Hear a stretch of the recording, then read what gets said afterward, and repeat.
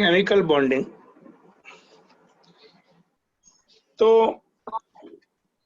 पहले तो ये केमिकल बॉन्डिंग में ये एक तो मतलब कह सकते हो कि one of the most important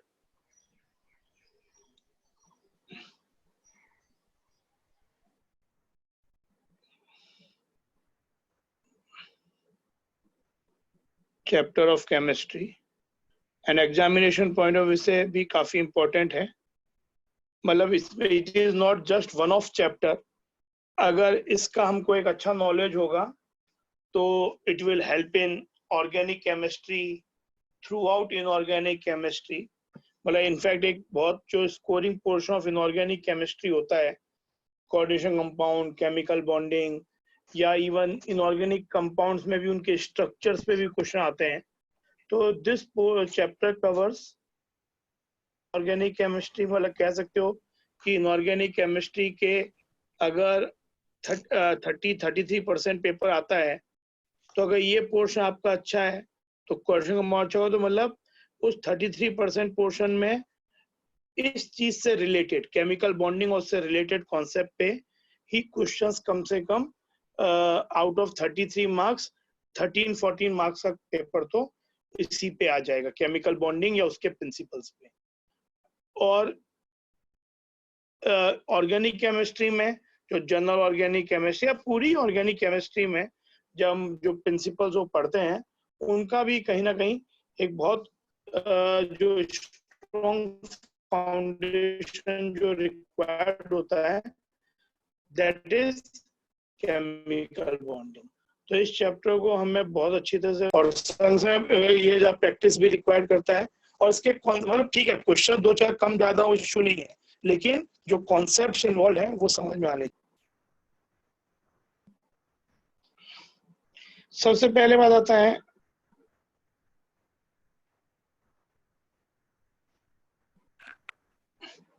कि केमिकल बॉन्ड क्या है। तो it is an interaction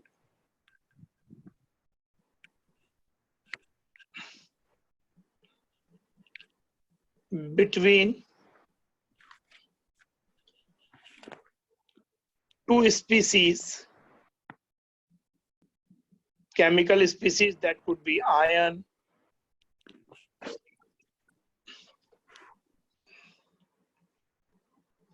atoms, or even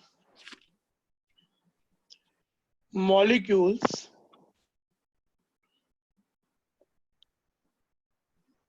which hold these species together। तो ये इंटरेक्शन एक्चुअली अट्रैक्शन ही है, you can call it attraction।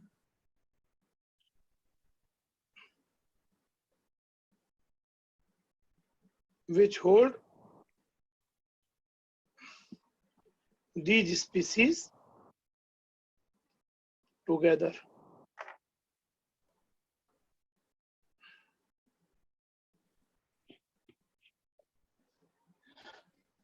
तो केमिकल बॉन्ड जो होते हैं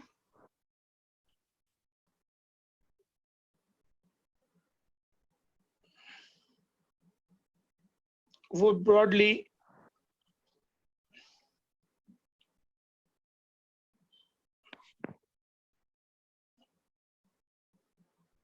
covalent,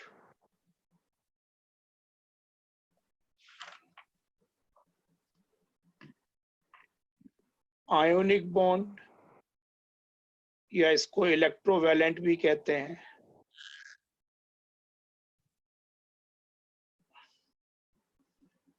and metallic bond.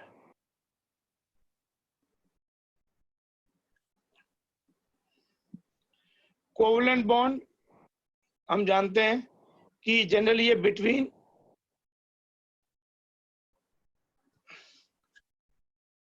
To non metals होगा,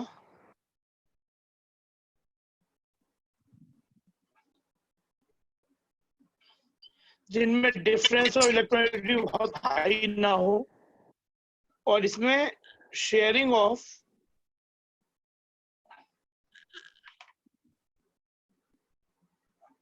एक्चुअली जब आपका बॉन्ड बनता है तो at energy level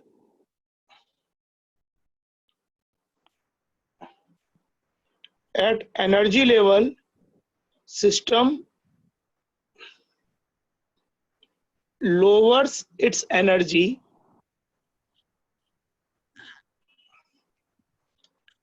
while making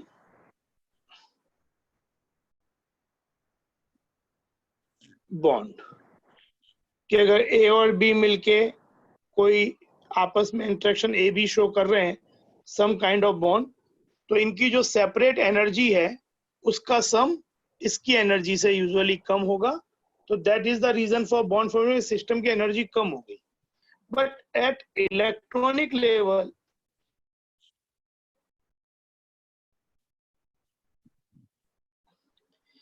क्या होता है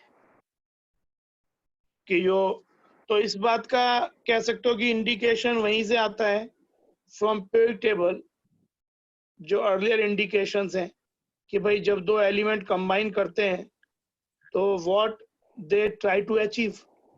तो फ्रॉम पीरियड टेबल अगर ऑब्जर्वेशन सजेस्ट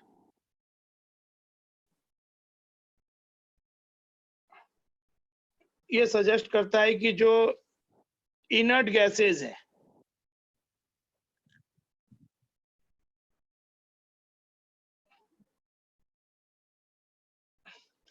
इनमें केवल ये सब्सटेंस ऐसे हैं जो गैसेस फॉर्म में can exist as gases monoatomically, कि बिना किसी और से जुड़े हुए इनकी सिंगल एटम एग्जिस्टेंस है।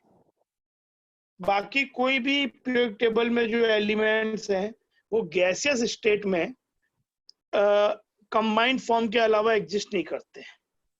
गैसियस स्टेट में से हाइड्रोजन है तो H2 के फॉर्म में एग्जिस्ट करेगा, ऑक्सीजन है तो ओजोन या ऑक्सीजन के फॉर्म में एग्जिस्ट करेगा, नाइट्रोजन N2 के फॉर्म में, जब भी गैसेज है। लेकिन यही केवल ऐसे जो गैसेज के फॉर्म में भी मोनोटोमिक एग्जिस्ट कर सकते हैं, यानी ये अपने आप में अकेला भी स्टेबल है, कहने का मतलब ये है electronically.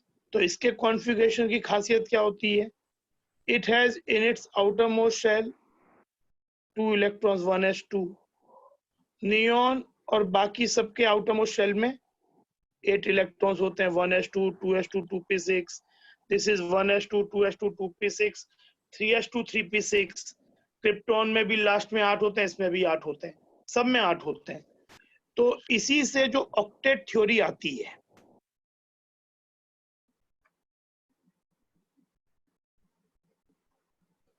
Given by Lewis and Kossel and Lewis theory, ये अराउंड 1916 के अराउंड दी गई थी। तो ये थ्योरी के अकॉर्डिंगली क्या कहते हैं, ये क्या है कि whenever elements combine and form bond, they try to complete their valence shell, outermost shell, octet, or sometime duplet in case of like helium या मतलब लाइक लिथियम या बेरिलियम, क्योंकि हीलियम में क्या होता है 2 इलेक्ट्रॉन ही होते हैं। तो कुछ एलिमेंट ड्यूप्लेट कंप्लीट करते हैं लाइक इनर्ट गैस, और बाकी ऑक्टेट कंप्लीट करते हैं form bond, they try to complete valence shell octet और duplet in case of hydrogen, lithium, beryllium, to achieve the inert gas configuration. तो inert gases या noble gases जो होती है स्टेबल होती है, तो ये अचीव करने के बाद ये भी स्टेबिलिटी अटेन कर लेते हैं। हाँ, they can do so by, इसके तरीके क्या हो सकते हैं? बाई शेयरिंग ऑफ इलेक्ट्रॉन्स, और बाई लूजिंग और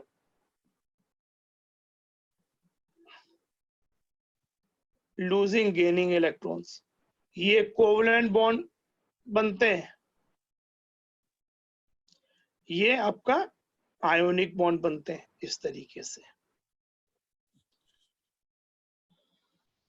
अच्छा, अब एक बात और समझने की है कि जैसे जैसे मतलब बॉन्डिंग की जो थ्योरी है, वापस हम आएंगे उस पे, ये वाले इस पॉइंट पे आएंगे, different kind of chemical bond, पर जो बॉन्डिंग की थ्योरीज है,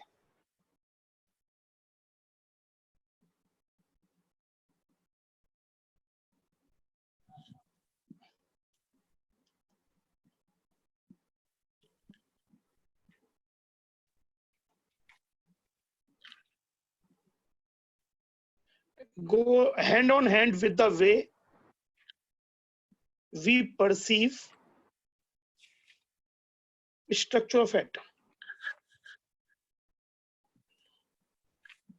जैसे जैसे हमारा एटॉमिक स्ट्रक्चर को देखने का तरीका या सोच बदलती गई, बॉन्डिंग थ्योरीज में भी रिफाइनमेंट्स होते गए। जैसे in 1916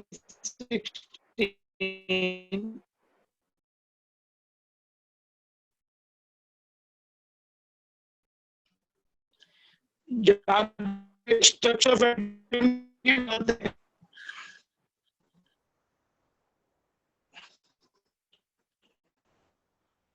बोर्स मॉडल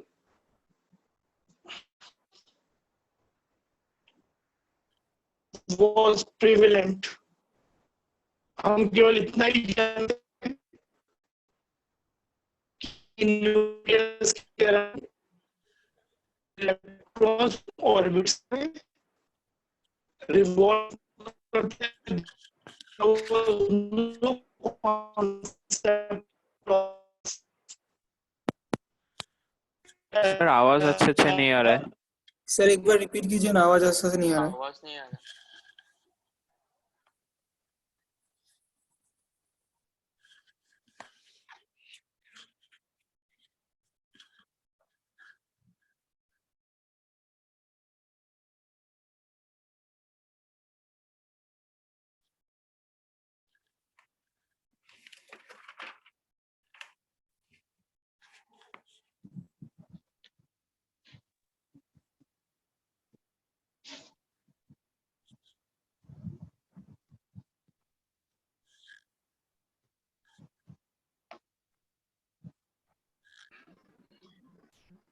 अभी आवाज आ रहा है? हाँ सर। हाँ सर। नहीं यार, आने लगा है। हाँ,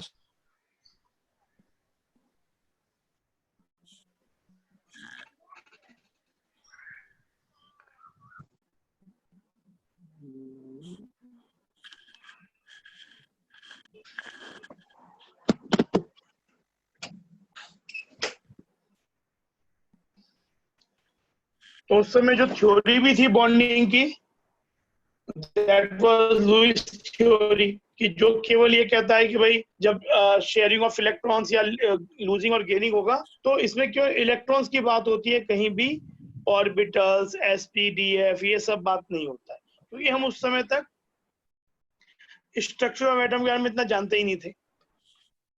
फिर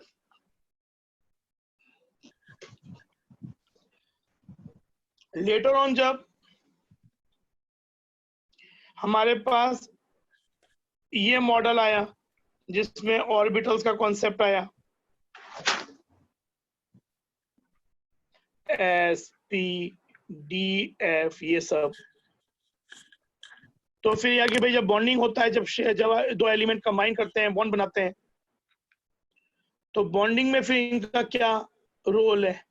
मेनली कोवलेंट बॉन्ड में ज्यादा चीज आती है, पर फिर भी तो ये बॉन्डिंग में ये किस तरह से हम इन्वॉल्व करेंगे, एस पी डी एफ, ये सब चीजें, तो इन चीजों को जो कंसीडरेशन करता है, that is valence bond theory.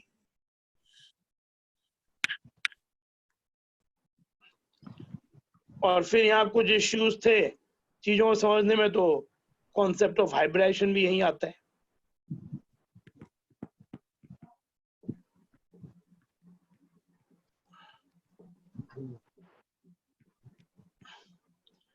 फिर एक वेव मैकेनिकल, मतलब जो एटॉमिक ऑर्बिटल्स हैं, दे वर परसीव्ड एज वेव। जो वेव मैकेनिकल मॉडल है, तो जब एटॉमिक ऑर्बिटल्स कंबाइन होती हैं, मॉलिक्यूलर ऑर्बिटल्स बनती हैं, तो उनको भी वेव की तरह परसीव करना चाहिए। और जिस तरह से वेव कंस्ट्रक्ट या डिस्ट्रक्ट होती हैं, उसी तरह से यहाँ भी प्रिंसिपल्स रहने चाहिए। तो ये जो वेव कैरेक्टरिस्टिक का कंसीडरेशन जो बॉन्डिंग की थ्योरी करती है, उसको हम बोलते हैं मॉलिक्यूलर ऑर्बिटल थ्योरी, एमओटी। मोटी। तो मेनली हमें ये 3 थ्योरीज ही, लुईस थ्योरी, और लुईस थ्योरी में फिर जो मोर रिलीवेंट हमारे ज्यादा क्वेश्चंस का जो है, उसमें शेप्स को एक्सप्लेन करने के लिए, मतलब that is not the part of Lewis theory. Lewis theory fails to explain the shape of the molecule. इसमें इस समय VSEPR थ्योरी एक होती है to explain the shape of the molecules. Then VBT, valence bond theory, इसी के संग कुछ इश्यू तो हाइब्रिडाइजेशन,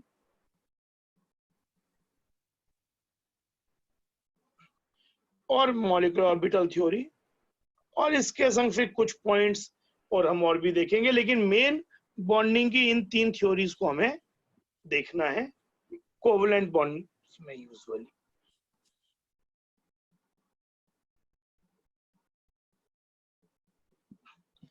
तो जो बॉन्ड्स होते हैं, जो वापस हम आते हैं,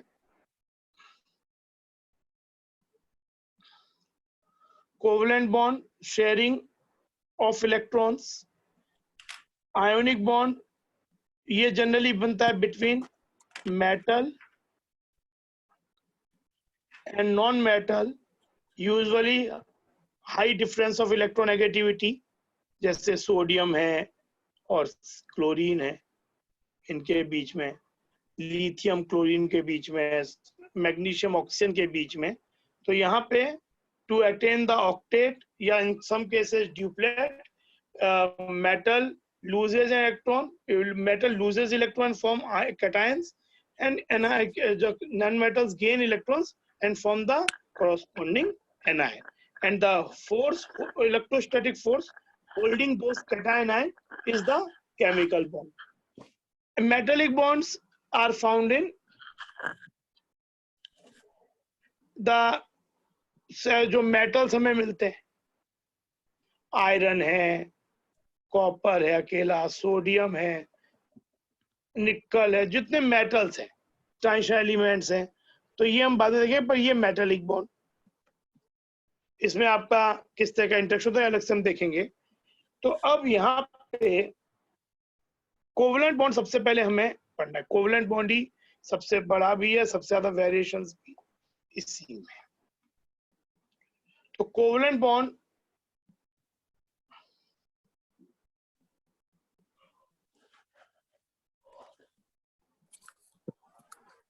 सर हाँ बोलो। एक बार मेटेलिक बॉन्ड का रिपीट कीजिए ना। मेटालिक बॉन्ड में बताया ज्यादा कुछ है ही नहीं अभी। मेटालिक बॉन्ड मैंने इतना बताया है कि मेटालिक बॉन्ड किन में मिलता है, कि जो बस प्योर मेटल्स है या एलॉयज है, उनका मैकेनिज्म हम डिस्कस नहीं किया, वो जब पढ़ेंगे तभी ज्यादा है ही नहीं, वो एक संग ही डिस्कस करेंगे। मतलब उसमें क्या होता है कि द अट्रैक्शन बिटवीन द जो फ्री इलेक्ट्रॉन्स होते हैं जो डीलोकलाइज हो जाते हैं, और जो लेफ्ट बिहाइंड कैटायन रह जाता है, उनके बीच में इलेक्ट्रोस्टैटिक इंटरेक्शन। तो मेटालिक बॉन्ड होता है, जैसे वो तो जनरली मेटल्स के जो इलेक्ट्रॉन्स होते हैं वैलेंस शेल के, उनकी मतलब आयनेशन एनर्जी कम होने का वो लूजली बाउंड होते हैं। तो वो क्या होते हैं, कंडक्शन बैंड में जो हम चले आते थे मेटल्स में, तो वो आपके फ्री इलेक्ट्रॉन्स की तरह काम करते हैं, वो डीलोकलाइज हो जाते हैं। तो जो उनके डीलोकलाइज होने के बाद जो बच जाता है वो हो जाता है, उसको बोलते हैं कर्नेल, पॉजिटिव आयन। तो फिर वो ये जो पॉजिटिव आयन और वो जो डीलोकलाइज इलेक्ट्रॉन है, इनके बीच का जो अट्रैक्शन होता है electrostatic, that is known as metallic bond.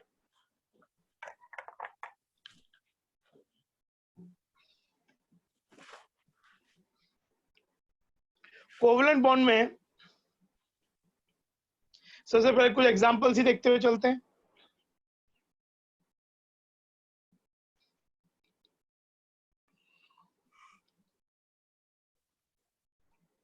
Hydrogen में सब आता ही आपको, मतलब बस जल्दी से हम आगे बढ़ जाएंगे। हाइड्रोजन एक इलेक्ट्रॉन है, यहाँ पे एक इलेक्ट्रॉन है, पर इसको दो चाहिए, इसको भी दो चाहिए, पर इनकी difference of electronegativity is not that high कि ये कंप्लीट लॉस गेन कर सके। तो ये दोनों क्या करते हैं, अपने वैलेंस शेल के कुछ इलेक्ट्रॉन्स को, इसमें दोनों का एक एक ही है, एक कॉमन रीजन में ले आते हैं और उस इलेक्ट्रॉन को दोनों मिलके शेयर करते हैं।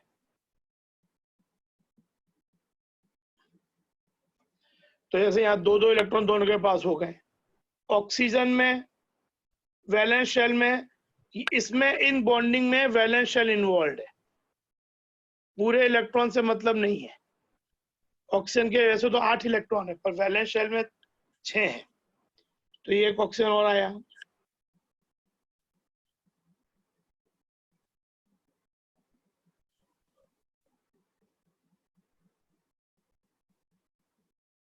ये हो गया। तो ये डबल बॉन्ड कहलाता है। इन स्ट्रक्चर बोलते हैं लुईस डॉट स्ट्रक्चर्स।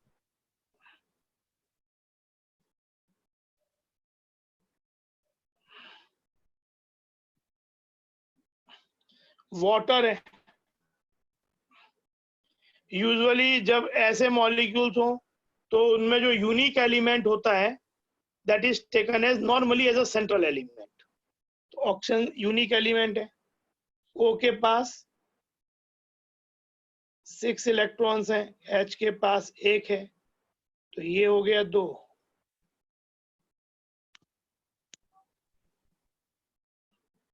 और इसके 8 हो गए। ये वाटर का लुईस डॉट स्ट्रक्चर है। सिमिलरली अमोनिया के पास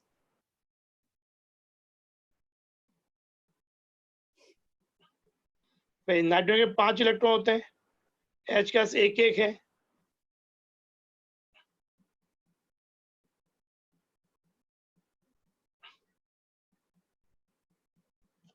ये अमोनिया का लुईस डॉट स्ट्रक्चर हो गया।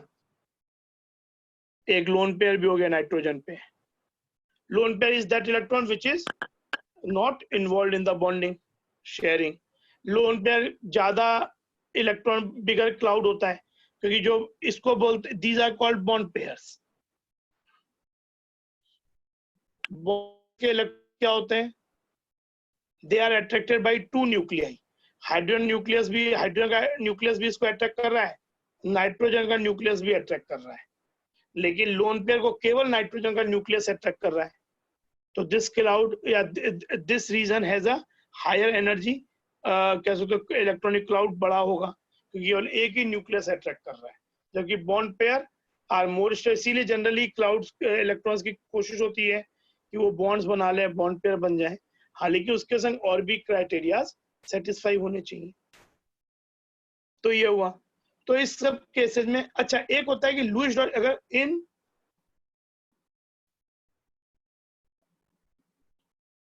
Lewis dot structures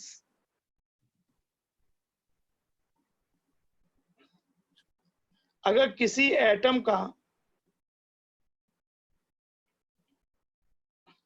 formal charge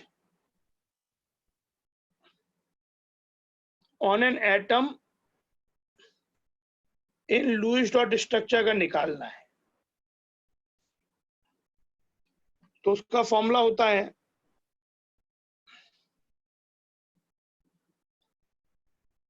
number of valence electrons on the atom. This is according to periodic table.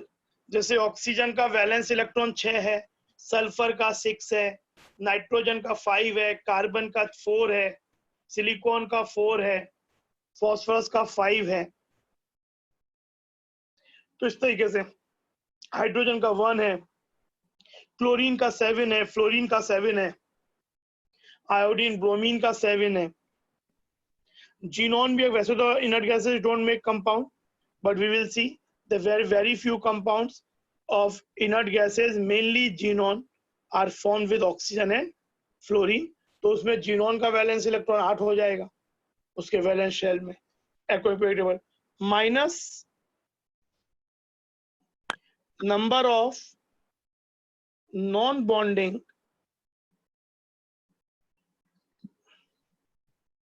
Electrons on it, कि उस atom पे Lewis dot structure में non bonding electrons कितने हैं, minus number of bonds around it, minus number of bonds around it. जैसे water है,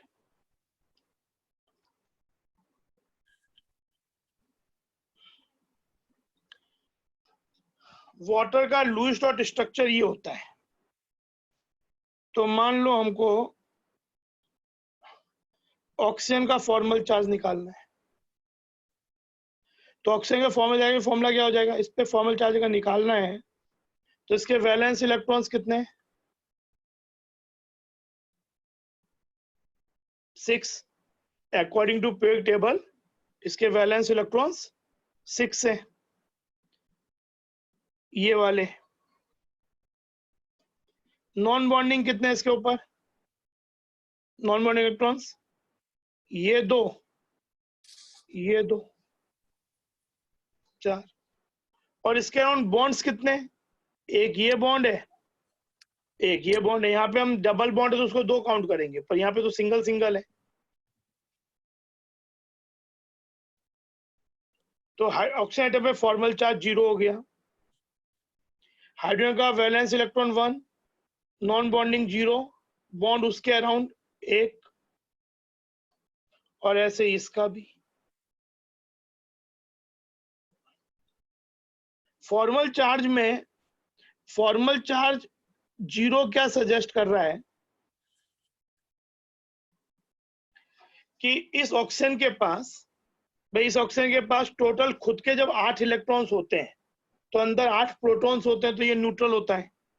तो ये सजेस्ट कर रहा है कि इस एलिमेंट के पास ये 6 इलेक्ट्रॉन्स जो हैं, फॉर्मल चार्ज 0 मतलब कि इसकी वैलेंस शेल में इसने शेयरिंग जरूर किया है, पर ना अपना इलेक्ट्रॉन कंप्लीटली लूज किया है, ना कहीं से कोई इलेक्ट्रॉन गेन किया है। इसके पास ये 6 इलेक्ट्रॉन है, प्लस अंदर फर्स्ट शेल में 2 इलेक्ट्रॉन होंगे, तो इसके पास ये 6 इलेक्ट्रॉन्स हो गए, अंदर 2, तो ये 8 है, तो 0 हो गया। तो लेकिन अगर किसी पे फॉर्मल चार्ज -1 हो, तो उसका मतलब है कि उसकी वैलेंस शेल में न्यूट्रलिटी के लिए जितने इलेक्ट्रॉन चाहिए थे, एक एक्स्ट्रा इलेक्ट्रॉन किसी दूसरे एटम से प्रैक्टिकली उसके पास आ जा रहा है। वो शेयरिंग नहीं है, वो उसने एक तरह से उसको दे ही दिया है। या किसी +1 आ जाए तो उसके वैलेंस शेल से एक इलेक्ट्रॉन किसी को चला गया है। जैसे अमोनियम है,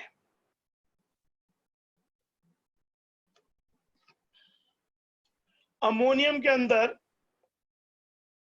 भाई एक +1 चार्ज है, तो अमोनियम में टोटल वैलेंस शेल में इलेक्ट्रॉन्स कितने इन्वॉल्व है, नाइट्रोजन के 5 होते हैं, हर हाइड्रोजन का 1 होता है, तो 5 + 4 9, लेकिन एक +1 चार्ज मतलब एक इलेक्ट्रॉन बाहर जा रहा है। यानी अल्टीमेटली इसके वैलेंस शेल्स में सब एटम के मिला के 8 इलेक्ट्रॉन होंगे। तो अब हम अगर देखें नाइट्रोजन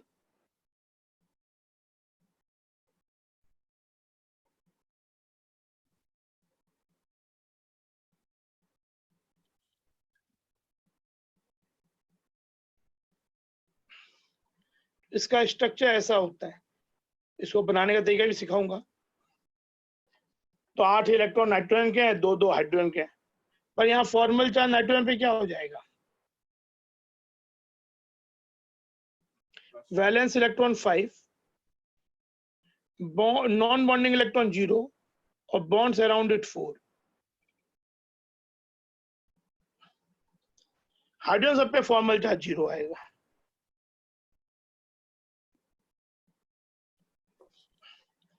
तो ये फॉर्मल चार्ज +1 सजेस्ट क्या कर रहा है? ये देखो, अगर इसका स्ट्रक्चर फॉर्मेशन देखा जाए तो अमोनिया आपके पास अगर है जिसपे लोन पेयर है और एक हाइड्रोजन एटम इस पे जुड़ रहा है, लेकिन यहाँ NH4+ है, तो एक्चुअली अमोनिया और ये H+ मतलब उसके पास एक भी इलेक्ट्रॉन नहीं है, इनका कॉम्बिनेशन है। तो अमोनिया क्या करता है कि अपने लोन पेयर के 2 इलेक्ट्रॉन को H को देता है। इस तरीके के कोवलेंट बॉन्ड को, जिसमें दोनों इलेक्ट्रॉन एक ही एटम से आ रहे हैं, इसको बोलते हैं, क्या बोलते हैं? Coordinate covalent bond.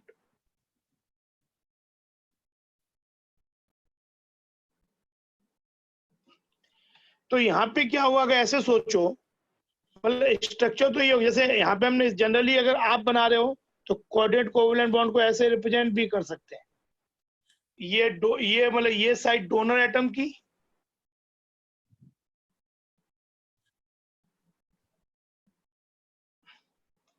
ये वो रिसीवर है। लेकिन जो न्यू कन्वेंशंस हैं उसमें बॉन्ड्स को इस तरह से बना के दिया हुआ नहीं होता है, वो नॉर्मली ऐसे ही दिया हुआ होता है, और हमको एनालाइज करके समझना पड़ता है कि ये कोऑर्डिनेट कोवलेंट बॉन्ड है। मतलब it is usually not mentioned this way, क्योंकि ये भी है तो 2 इलेक्ट्रॉन बॉन्ड ही, सिंगल बॉन्ड। बस यहाँ पे क्या है कि दोनों इलेक्ट्रॉन नाइट्रोजन से आ रहे हैं। पर इससे होगा क्या? एक तो तरीका ये है कि आपने ये स्ट्रक्चर बना लिया और फॉर्मल चार्ज निकाला, तो हमारा +1 आया था। पर अगर ऐसे सोचो जो यहां हुआ, तो इसने अपना लोन पेयर इस H एटम को दिया, तो एक इलेक्ट्रॉन यहां दे दिया, एक अपने पास है, मतलब एक कंप्लीटली H को दे दिया। तो H पे +1 चार्ज था, इसलिए वो 0 हो गया एक इलेक्ट्रॉन लेके। और इस पे पहले न्यूट्रल था, लेकिन क्योंकि इसने 2 में से एक इलेक्ट्रॉन ऑलमोस्ट H को दे दिया, तो it has acquired plus charge, और ये बॉन्ड कोऑर्डिनेट कोवलेंट बॉन्ड। तो फॉर्मल चार्जेस हम कोशिश करते हैं कि मॉलिक्यूल्स के लुईस स्ट्रक्चर में जितना पॉसिबली हो सके 0 हो, क्योंकि चार्जेज अगर कम होंगे तो मॉलिक्यूल की पोटेंशियल एनर्जी कम होगी, it will be more stable, क्योंकि एनर्जी कम होगी। हाँ, लेकिन ये जरूरी नहीं है कि हर सिनेरियो में हम चीजों को 0 कर ही पाए।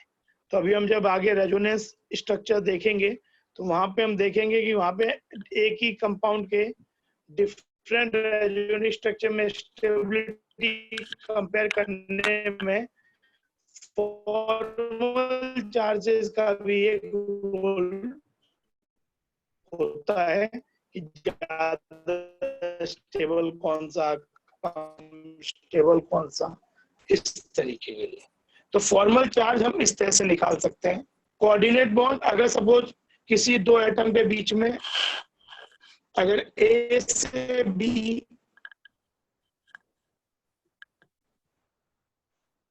कोऑर्डिनेट बॉन्ड बन रहा है, मतलब ये इसके पास ज्यादा इलेक्ट्रॉन है, मतलब इसको और इलेक्ट्रॉन कम इलेक्ट्रॉन, तो ये अपना इलेक्ट्रॉन पे कोऑर्डिनेट कर दिया, अपने पर B को भी शेयर कराएगा, पर B से कोई इलेक्ट्रॉन उसके एवज में नहीं ले रहा है। ये दोनों इलेक्ट्रॉन A के हैं, these both electron belong to A। तो ये डोनर एटम हो गया, ये रिसीवर हो गया, और ये कोऑर्डिनेट कोवलेंट बॉन्ड हो गया। और ऐसे सिचुएशन से अगर कोई अपना लोन पेयर इसको कोऑर्डिनेट कर रहा है तो this atom acquires +1 charge, this acquires minus charge. जैसे अमोनियम में भी ऐसा ही हुआ।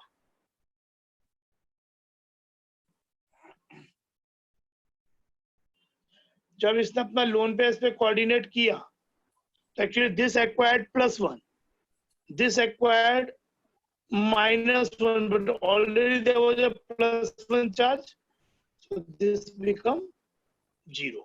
H became 0 क्योंकि +1 और -1, लेकिन इस पे +1 आ गया। तो ये आपके अच्छा लुईस स्ट्रक्चर जो है उसमें आपको एक चीज ध्यान रखनी है। पहले तो लुईस ऑक्टेट थ्योरी तो जो है वो तो यही है,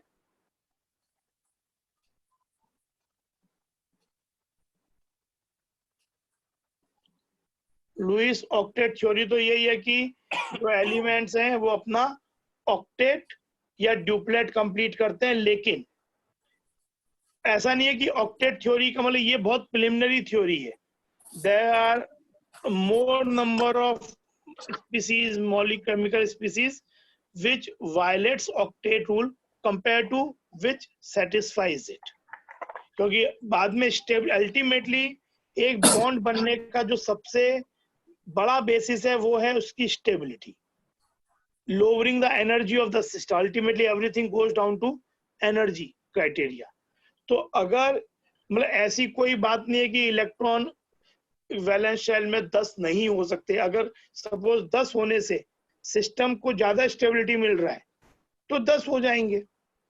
हाँ, लेकिन एक दो चीजें हैं कि जो सेकंड पीरियड एलिमेंट है,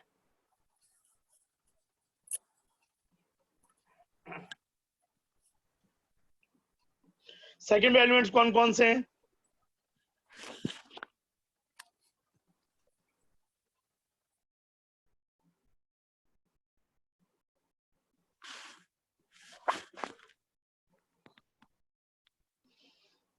तो सेकंड पीरियड में हम जानते हैं कि जो सेकंड शेल होती है,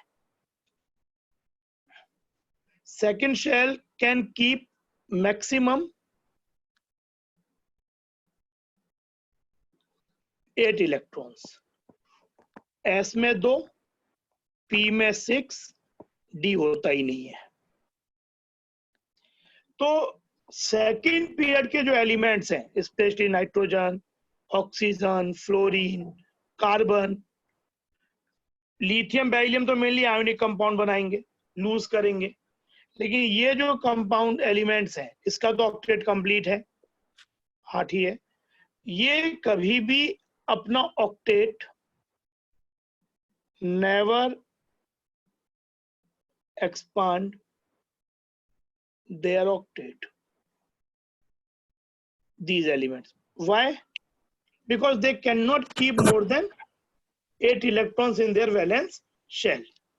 While phosphorus है, sulfur है, arsenic है, these elements यहाँ पे silicon है, even these elements under certain circumstances can have more than 8 electrons in their valence shell if that makes the situation better या that makes the compound more stable. तो उन्हें इससे कोई इतना परहेज नहीं होगा कि ये 10 इलेक्ट्रॉन या 12 इलेक्ट्रॉन नहीं रख सकते हैं, क्योंकि इनके पास जगह होती है। इन सबके पास क्या होता है, इन सबके पास एक एम्प्टी डी सबशेल होती है, 3s, 3p और 3d, जो कि इन एलिमेंट का खाली होता है, लेकिन होता तो है, जगह तो है रखने के लिए। तो ये अगर चाहे तो इनमें इलेक्ट्रॉन्स को ले सकते हैं एंड अपना एक्सपांड ऑक्टेट कर सकते हैं। एंड वी जैसे जैसे हम आगे जाएंगे कि we will find more examples octet violation compare to octet satisfy होना। तो ये in fact this is one of the drawback of, जैसे एक एग्जांपल है PCl5, PCl फॉस्फोरस के 5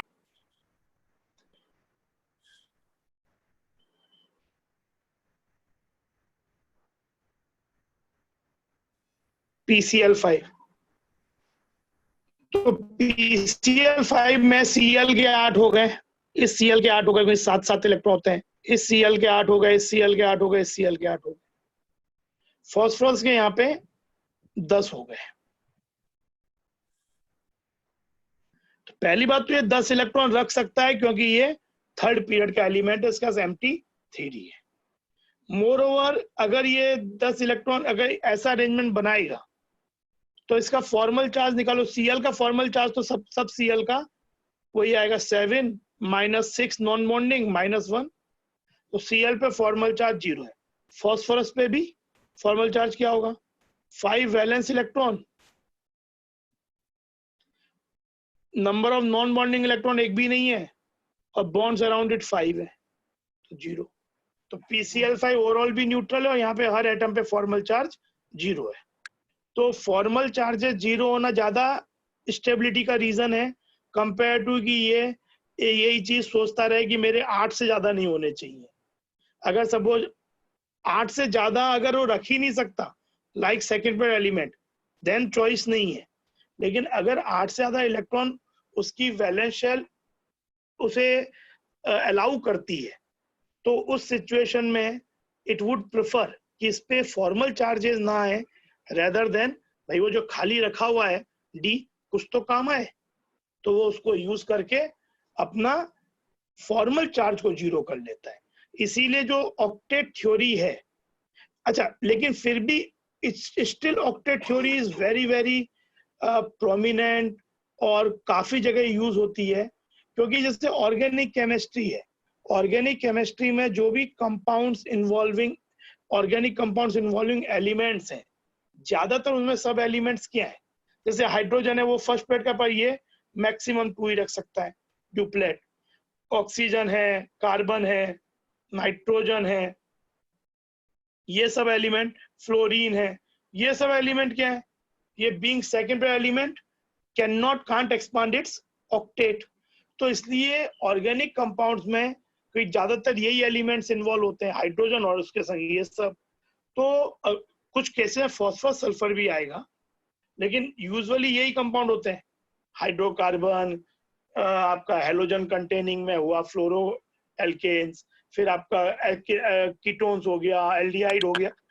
तो क्योंकि इन एलिमेंट्स का ऑक्टेट एक्सपांड नहीं हो सकता है, तो ऑर्गेनिक केमिस्ट्री में प्रैक्टिकली ज्यादातर जगह पे क्या होता है, वो जो ऑक्टेट थ्योरी है that can be consider true, क्योंकि उसमें जो एलिमेंट्स इन्वॉल्व हैं they can not expand their octet and hydrogen can't expand their duplet.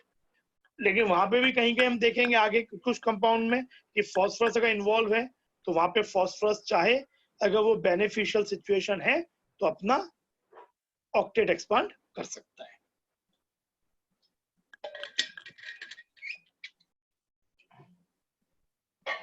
अच्छा, फिर कुछ एलिमेंट्स होते हैं, मतलब this is one of the drawback of Lewis theory. Then अच्छा, लुईस स्ट्रक्चर बनाने के लिए भी, जैसे अगर मटेरियल में देखोगे तो Lewis structure of the molecule जिनमें ऑक्टेट या डुप्लेट सेटिस्फाई हो रहा है उसके लिए कुछ रूल्स दिए हैं, लेकिन अब हमको वो 11th क्लास में जब पढ़ाते समय वो रूल्स भी पढ़ाए, लेकिन अब हम जो VSEPR थ्योरी पढ़ेंगे जो कि अल्टीमेटली इन सब चीजों के स्ट्रक्चर, मतलब उस थ्योरी से हम लुईस स्ट्रक्चर्स भी बना पाएंगे, शेप भी बता पाएंगे। तो हम यहाँ पे वो अकेला लुईस स्ट्रक्चर कैसे बनाते हैं फॉर जिसमें ऑक्टेट सेटिस्फाई होता है, ड्यूप्लेट हाइड्रोजन सेटिस्फाई होता है, वो हम इसको स्किप कर रहे हैं, क्योंकि हमारा सेम पर्पस VSEPR से अलोंग विथ लुईस स्ट्रक्चर बाकी पर्पस भी सर्व होगा। तो हम अल्टीमेटली VSEPR थ्योरी को यूज करके लुईस स्ट्रक्चर्स बनाएंगे। तो इसलिए अभी मैं लुईस स्ट्रक्चर को सेपरेटली बनाने वाले तरीके डिस्कस नहीं कर रहा हूँ, क्योंकि वो अल्टीमेटली रिडंडेंट हो जाएंगे, इसका कोई यूज नहीं रहेगा। अच्छा, अब देखो कुछ केसेस में होता है इनकम्प्लीट ऑक्टेट,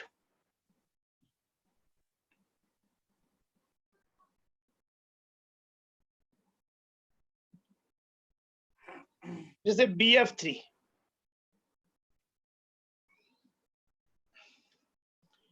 BF3 में बोरॉन के पास 3 इलेक्ट्रॉन है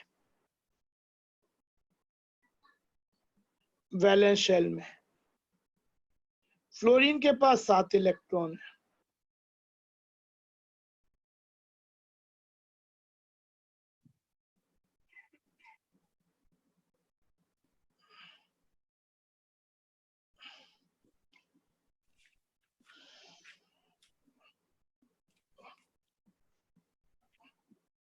तो देखो ये बन गया, ये बन गया, ये बन गया, 8 हो गए, 8 हो गए, 8 हो गए। तो फ्लोरीन के तो 8 हो गए, फॉर्मल चार्ज भी फ्लोरीन का 0 है, 7 -6 -1। बोरॉन का इलेक्ट्रॉन्स कितना हुआ, इसके वैलेंस शेल में इलेक्ट्रॉन्स कितने, 2 2 2, तो 6 इलेक्ट्रॉन्स ही है। तो actually it's a case of incomplete, जबकि ये 8 तो रख ही सकता है और 8 रखना भी चाहता है। इनफैक्ट BaCl3 भी यही चीज है, Bi3 भी ऐसा ही होगा, BbR3 भी ऐसा ही होगा। तो ये इनकम्प्लीट ऑक्टेट वाला एग्जांपल हो गया। फॉर्मल चार्ज यहाँ पे भी बोरॉन का 0 है, बिकॉज 3 वैलेंस इलेक्ट्रॉन है, माइनस नॉन बॉन्डिंग इलेक्ट्रॉन एक भी नहीं है, माइनस इसके अराउंड 3 बॉन्ड है। बाद में हम देखेंगे कि BF3 को अपनी इस सिचुएशन से इतना खुशी नहीं है, तो अल्टीमेटली वो चाहता है किसी तरीके से वो, मतलब it's a very good candidate जो कि इलेक्ट्रॉन्स लेने के लिए रेडी है, क्योंकि ये इनकम्प्लीट ऑक्टेट है। तो आपने पढ़ा भी होगा कि जो BF3 है वो एक लुईस एसिड की तरह काम करते हैं, BX3, BCl3, Bi3, BbR3, BF3, because Lewis acids क्या होते हैं, species capable of accepting at least a lone pair of electron from some other species। तो इनके पास 2 इलेक्ट्रॉन की कमी है। अच्छा, लेकिन अगर इनको कुछ दिया ही ना, जैसे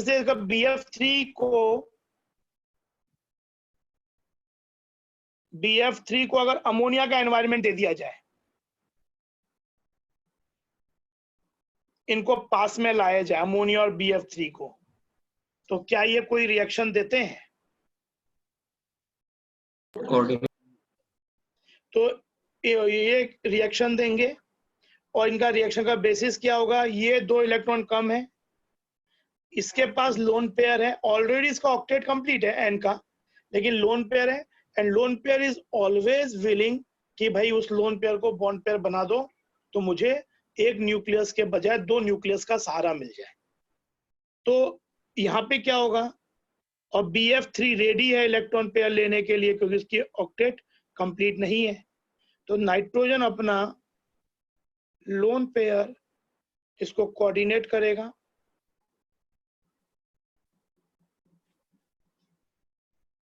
अब क्या हुआ, अब परिस्थिति क्या हो गई, इसके 8 हो गए,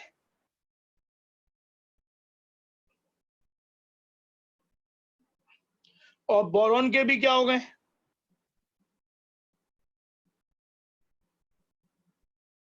8, दोनों 8-8 लेके खुश हो गए।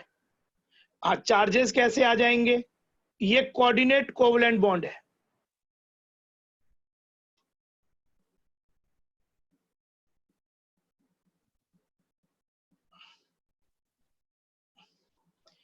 और इसने क्योंकि लोन पेयर कोऑर्डिनेट किया है, तो इस पे +1 चार्ज आ जाएगा इस पे, और ये बात आप चाहे तो फॉर्मल चार्ज के फॉर्मूले से भी निकाल सकते हो।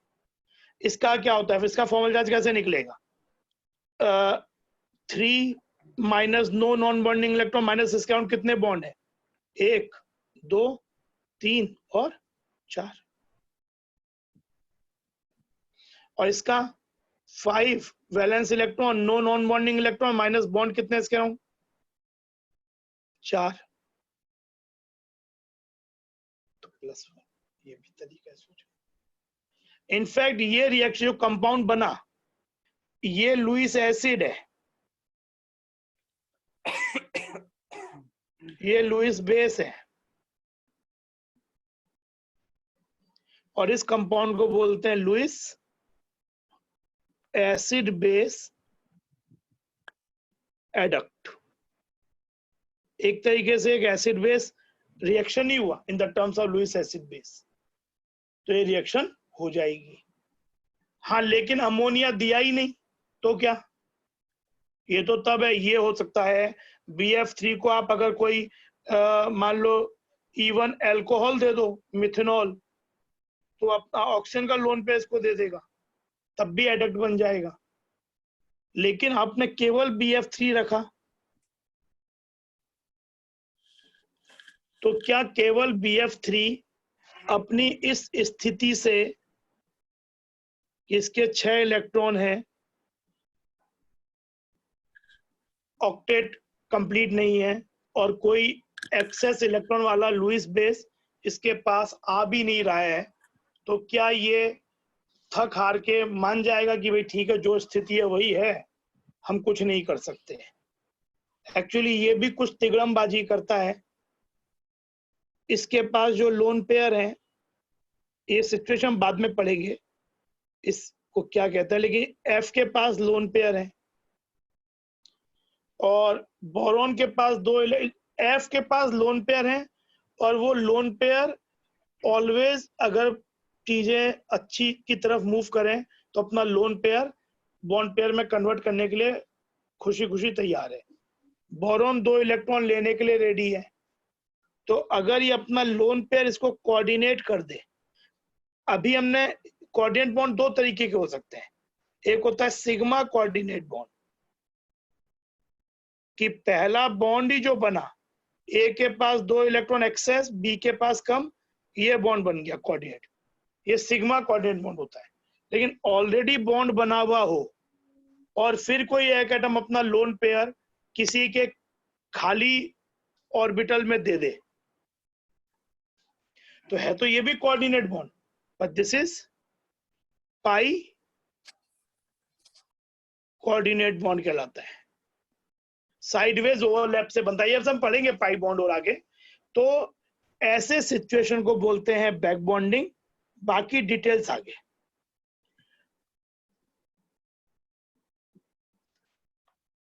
तो इस वे में जब तक कोई और एक्सेस इलेक्ट्रॉन का एटम आके इसकी कमी को पूरी नहीं करता है, but it is still ready for ammonia. Y?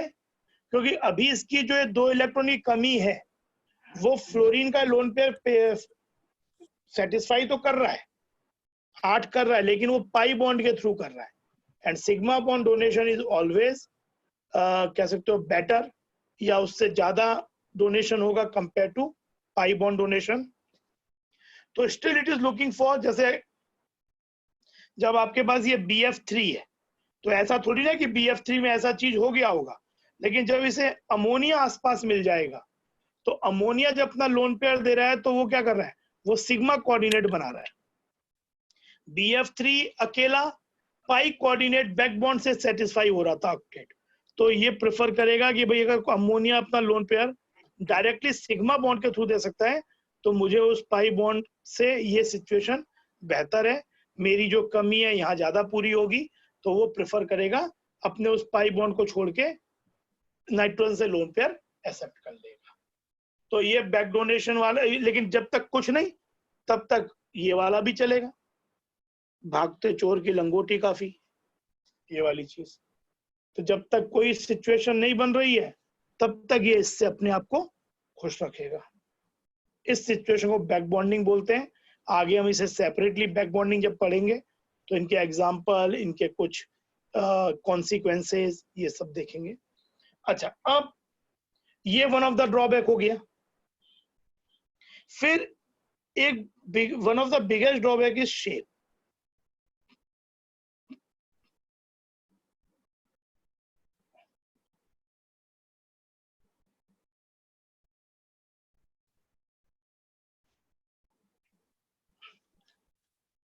जो कोवलेंट बॉन्ड्स होते हैं,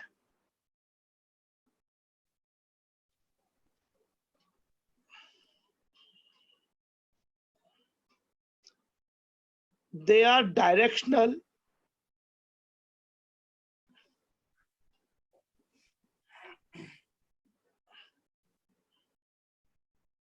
इन नेचर।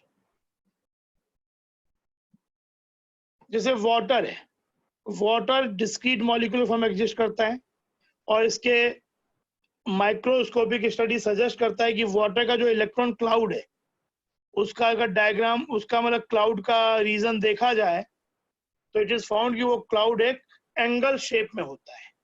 CH4 है, CH4 के क्लाउड को अगर ऑब्जर्व किया जाए तो वो एक टेट्राहेड्रॉन शेप जनरेट करता है कि वो क्लाउड ऐसा होगा कि उसके अराउंड सेंटर जो है टेट्राहेड्रॉन बनेगा। तो जो कोवलेंट बॉन्डेड मॉलिक्यूल्स होते हैं, अमोनिया एक पिरामिडल शेप का होता है, तो दे शो डायरेक्शनल प्रॉपर्टी, उनकी शेप होती है। Lewis theory to some extent ये तो बता पाता है कि 8 इलेक्ट्रॉन से उसने शेयरिंग करके इलेक्ट्रॉनिक लेवल पे स्टेबिलिटी अचीव कर ली। ऑल्दो वहां पे भी ड्रॉबैक्स हैं कि कुछ बहुत से केसेस में एक्सपांशन होता है, बहुत से केसेस में कंप्लीट ही नहीं कर पाता है, लेकिन सबसे बड़ा है कि उसमें शेप के बारे में कोई इंफॉर्मेशन नहीं है। वाटर मॉलिक्यूल हम लुईस स्ट्रक्चर ऐसा बना देते हैं, पर ये कुछ नहीं एक्सप्लेन करता कि भाई वाटर मॉलिक्यूल जो है उसकी shape why it is angular या वी शेप जैसा दिखता है। तो ये चीज लुईस थ्योरी एक्सप्लेन नहीं कर पाती है, ठीक है। तो इसलिए ये वन ऑफ द ड्रॉबैक है। उसके लिए हमें फिर जिस थ्योरी की जरूरत पड़ती है that is called valence shell electron pair repulsion theory, जिसको हम लोग इन शॉर्ट एब्रीविएट करते हैं VSEPR थ्योरी। ये थ्योरी बहुत से मॉलिक्यूल्स जो कि हम पढ़ते हैं जिसमें सिंगल सेंट्रल एटम हो और सराउंडिंग एटम हो, या इवन अगर बड़ा मॉलिक्यूल भी है पर फिर हमको आइडेंटिफाई करना पड़ेगा कि ये पर्टिकुलर सिंगल सेंट्रल एटम के अराउंड ये वाला एटम है, तो एक एटम के अराउंड बाकी एटम्स और लोन पेयर का जो अरेंजमेंट होता है उन अरेंजमेंट के अकॉर्डिंगली शेप को डिसाइड किया जा सकता है। तो ये थ्योरी हम पढ़ेंगे, पर उससे पहले एक फिनोमेनन और पढ़ते हैं।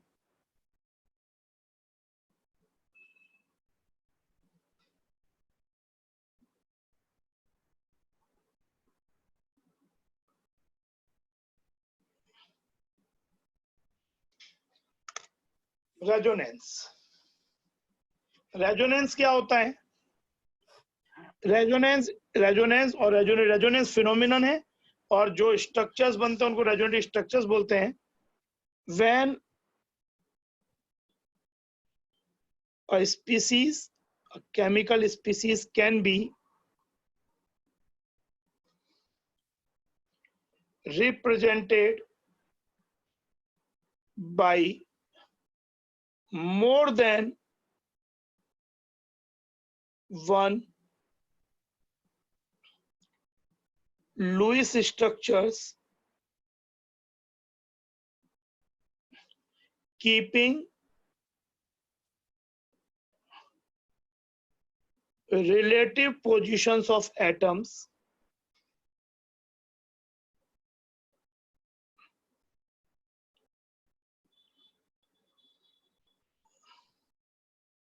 only distribution of electron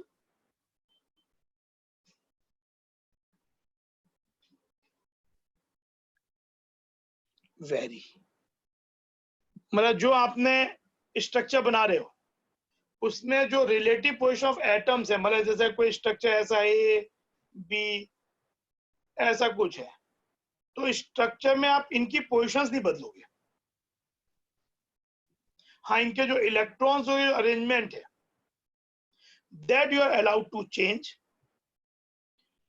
वो डिफरेंट वे में हो सकते हैं। तो वो स्ट्रक्चर्स जितने भी ये डिफरेंट अरेंजमेंट हो सकेंगे, these are called resonant structures. Resonant structures जो होते हैं वो दे आर नॉट मिनट यहाँ देखो, अब एक मिनट।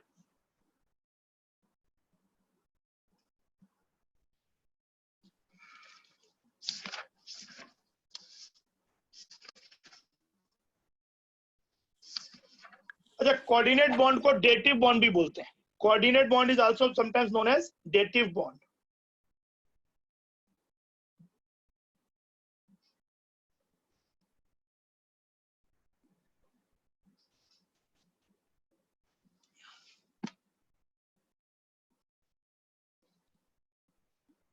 तो इसके अंदर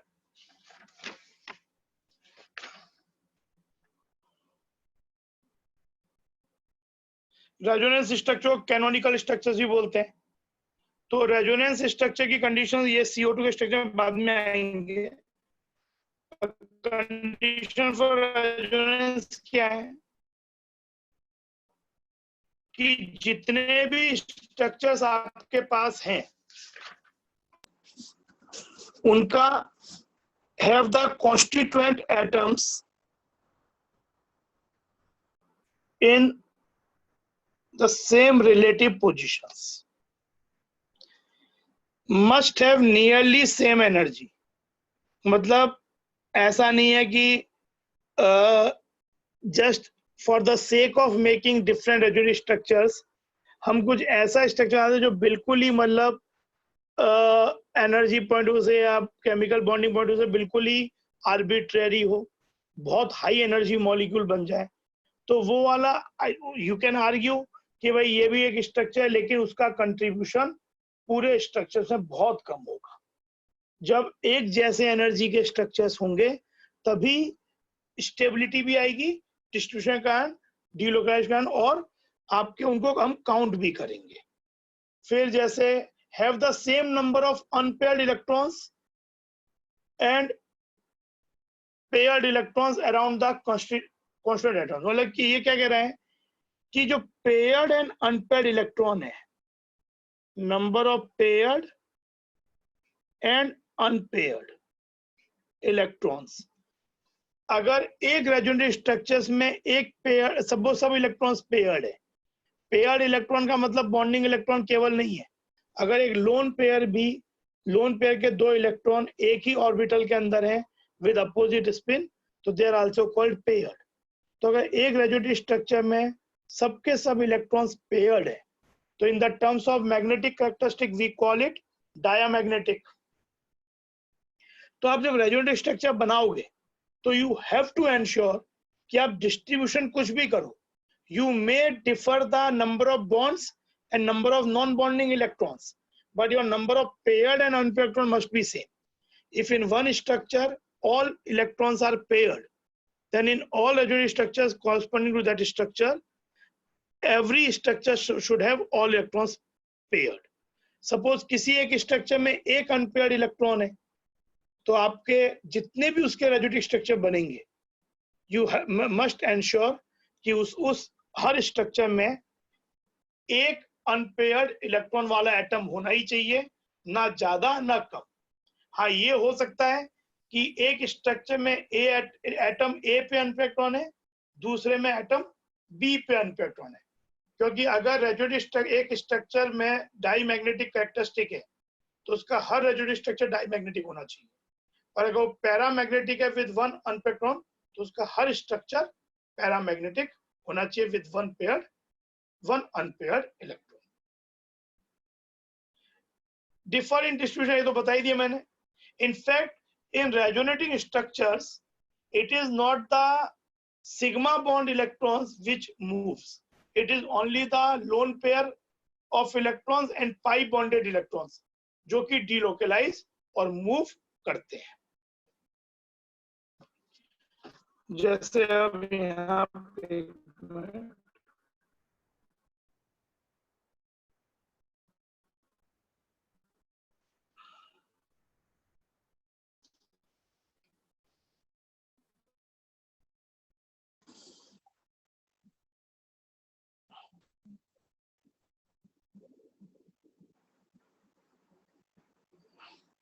जैसे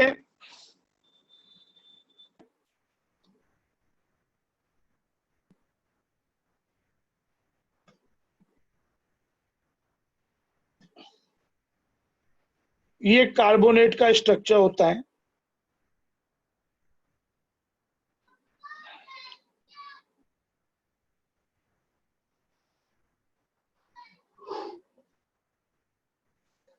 अब इसमें ये एक स्ट्रक्चर है, पर ये तीनों ऑक्सीजन तो बिल्कुल इक्विवेलेंट है।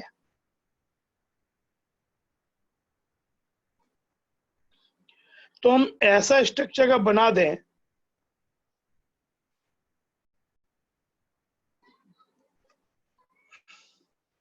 तो इट इज आल्सो सेम कि एक इस पे डबल बॉन्ड, इस पे 2 -1 चार्ज।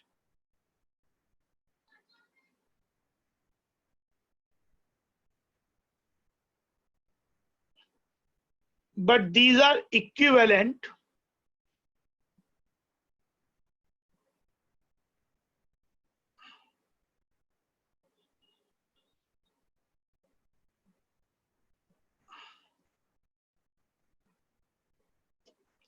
Equivalent resonating structures.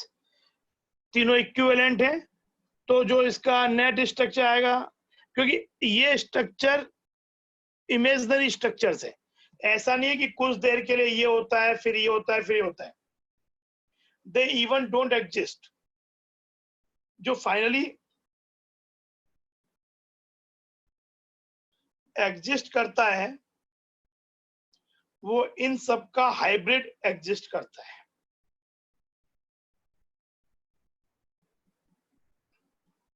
तो मान लो इसमें क्या होगा, हर एक कार्बन ऑक्सीजन बॉन्ड में डबल बॉन्ड,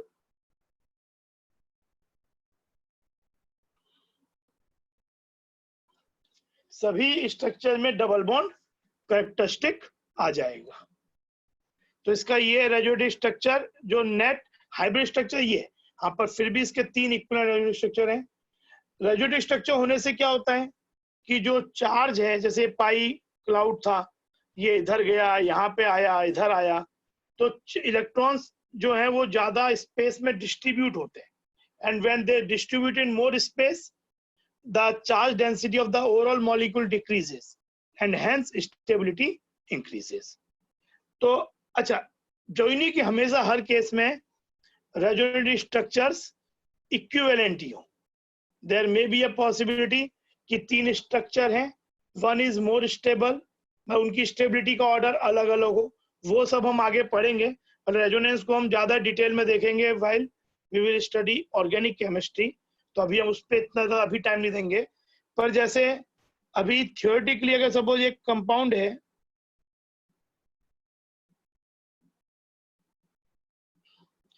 उसके 3 रेजोनेटिंग स्ट्रक्चर्स हैं,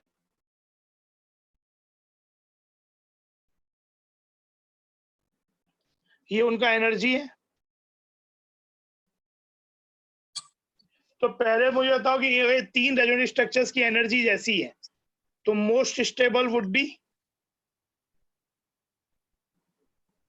सबसे ज्यादा स्टेबल कौन सा होगा इसमें?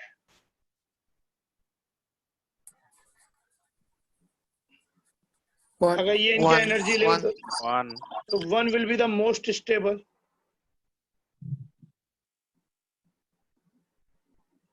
अच्छा, ये तो हो गया 3 स्ट्रक्चर्स, पर जो हाइब्रिड स्ट्रक्चर होगा वो इन तीनों का हाइब्रिड, इन तीनों में जो सबसे मोस्ट स्टेबल है उससे भी उसकी एनर्जी थोड़ी सी, ये वाला हो जाएगा हाइब्रिड स्ट्रक्चर। और रेजोनेंस एनर्जी क्या होता है? एक टर्म होती है रेजोनेंस एनर्जी। तो जो मोस्ट स्टेबल रेजोनेटिव स्ट्रक्चर है और जो हाइब्रिड स्ट्रक्चर है, उसका जो एनर्जी डिफरेंस है,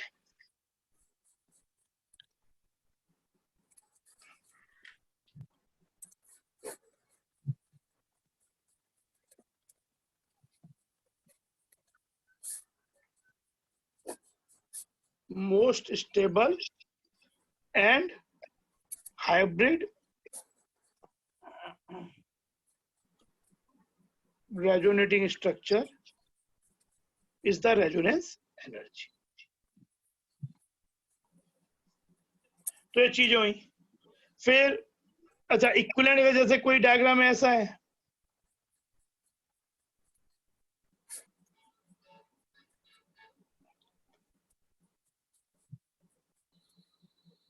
मान लो ऐसा है, तो ये क्या सजेस्ट कर रहा है कि इस कंपाउंड के 3 रेजोनेटिव स्ट्रक्चर्स हैं, जिसमें 1 इज द मोस्ट स्टेबल और 2 और 3 एक जैसे एनर्जी का, मतलब वो इक्विवेलेंट स्ट्रक्चर होंगे। तो ये टोटल 3 है, लेकिन ये दोनों इक्विवेलेंट है, ये अलग है, पर सबसे ज्यादा स्टेबल ये वाला है। और overall structure E1 will have less energy than this. यहाँ रेजोनेंस एनर्जी कौन सा हो जाएगा? Difference between 1 and this is the resonance energy. तो ये अच्छा, लेकिन आप जब रेजोनेटिव स्ट्रक्चर्स बना रहे हो तो आपको जैसे एक तो ये ध्यान रखना है कि उसमें सिग्मा बॉन्ड इलेक्ट्रॉन्स मूव नहीं करने चाहिए। फिर आपको ये ध्यान रखना है कि उसके अंदर number of paired unpaired electron must be same through out. Bonding electrons, non bonding electrons अलग अलग हो सकते हैं, फॉर्मल चार्जेस अलग अलग हो सकते हैं, लेकिन total sum of formal charges in each species must be equal to the charge, net charge on the species. फिर आपके पास ये ध्यान रखना है कि इसके अंदर स्ट्रक्चर बनाने के उसमें जोश में ऐसा ना हो कि हम कुछ बेसिक रूल्स ही फॉलो ना करें। The structure must be bona fide Lewis structures. What does that mean? कि अगर जैसे ऑक्सीजन एटम है, तो आप ऐसा नहीं कि स्ट्रक्चर बनाने के जोश में ऑक्सीजन के 10 इलेक्ट्रॉन कर दिए। Oxygen can not keep more than 8 electrons. Nitrogen है, it can not expand. Hydrogen can't है मोर देन 2। तो ये चीजों को ध्यान में रखना है। उसके बाद जब स्टेबिलिटी कंपेयर करते हैं, ये चीज हम ऑर्गेनिक में जब पढ़ेंगे तो जैसा और डिटेल में पढ़ेंगे, पर पहले अभी तो यहाँ पे क्या होगा कि जब हम स्टेबिलिटी कंपेयर करते हैं तो स्टेबिलिटी ऑफ रेजोनेटिव स्ट्रक्चर जो होता है वो एक तो ये होता है यूजुअली कि जिस स्ट्रक्चर में नॉर्मली देर, जब हम आगे सिचुएशंस पढ़ेंगे तो कुछ एक्सेप्शंस भी आएंगे, पर नॉर्मली जिन स्ट्रक्चर्स में ज्यादा बॉन्ड्स हो compare to lone pair, that is more stable than जिसमें कम bonds. Structure with more number of bonds will be more stable than lesser number of bonds. Structure in which the species of secondary element or hydrogen having its duplet or octet complete is more stable than जिनमें octet complete नहीं है। पर हम देखेंगे ज्यादातर ये दोनों situations एक ही बन जाती है। जब आप फॉर्मल चार्जेस देखोगे तो फॉर्मल चार्जेस जिन स्पीसीज में कम आएगा। अच्छा, फिर एक चीज है फॉर्मल चार्जेस। फॉर्मल चार्जेस जिन स्पीसीज में कम हो, they are more stable than जिनमें फॉर्मल चार्जेस ज्यादा हो। अब जैसे एक एग्जांपल देखते हैं।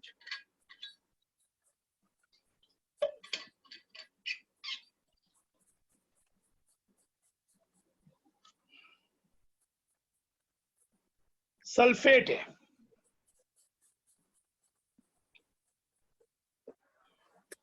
सल्फेट का फॉर्मूला होता है SO4 2-। तो सेंट्रल एटम इसमें होगा सल्फर, यूनिक एलिमेंट है। सल्फर के पास 6 वैलेंस शेल के इलेक्ट्रॉन्स होते हैं।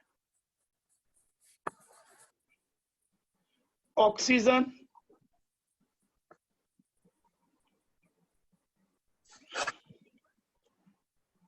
इस पूरे सिस्टम में 2 एक्स्ट्रा इलेक्ट्रॉन आ रहे हैं,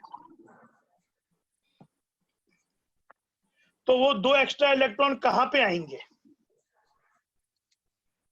फर्स्ट ऑफ ऑल, किसी सिस्टम में अगर एक्स्ट्रा इलेक्ट्रॉन्स आ रहे हैं तो they are more likely to come on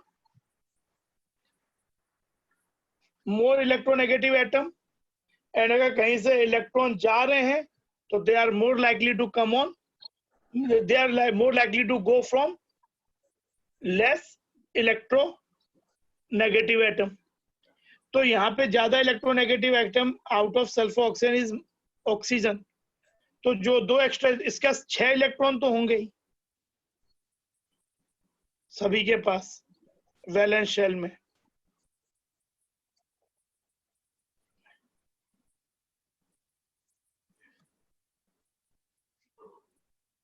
दो इलेक्ट्रॉन्स आने हैं। तो 2 इलेक्ट्रॉन ऑक्सीजन पे आएंगे और वो एक एक आएंगे। क्यों? चार्ज जितना डिस्पर्स हो, अगर एक संग एक जगह पे आ जाएगा तो चार्ज डेंसिटी बहुत बढ़ जाएगा। तो 1 इलेक्ट्रॉन इस पे आ गया एक्स्ट्रा, मान लो 1 इस पे आ गया, तो इस पे -1 चार्ज हो गया, इस पे -1 हो गया। इसके 7 इलेक्ट्रॉन हो गए, मान लो इसने बॉन्ड बना लिया विद दिस, यहाँ पे ही बॉन्ड बन गया, तो इस ऑक्सीजन के तो 8 हो गए।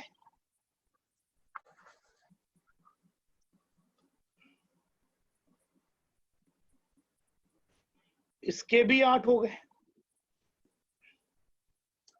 सल्फर के भी देखा जाए तो कितने हो गए? 8। अभी 8 हो गए। 1 2 3 4, 2 2 2 और 2। अब अगर अब इसे बाकी ऑक्सीजन इससे बॉन्ड बनाना है, तो देखो अगर हम ऑक्टेट थ्योरी की बात करें,